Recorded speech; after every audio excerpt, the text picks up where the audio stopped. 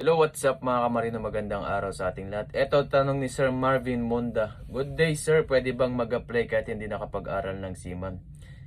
Ito para po sa kalaman ng lahat mga kamarino. Magandang tanong yan sir. At oo, pwede ka pa rin mag-apply sa barko kahit hindi ka makapag-aral ng seaman course tulad ng BSMT, Bachelors of Science in Maritime Transportation, lalo na sa mga trabahong pang cruise ship o hotel-related departments.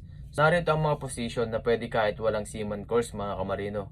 Galley steward, dining room steward, assistant waiter, bar utility, bar boy, housekeeping steward, cabin steward, laundry attendant, store utility, provision assistant, utility steward, messman sa cargo ships mga kamarino, butcher, cook kung may experience ka, at security guard.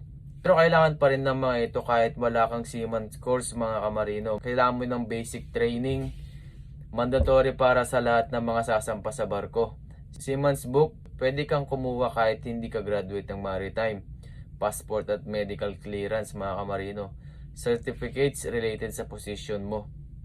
Tips lang mga kamarino, kung may experience ka sa hotel, like restaurant, sa bar o housekeeping, sa land-based job, malaking plus points po yun mga kamarino. Kung first timer ka, magandang entry point ang mga utilities rules. Pero depende pa rin sa experience mo. Kung ano yung experience mo, yun yung applyan mo.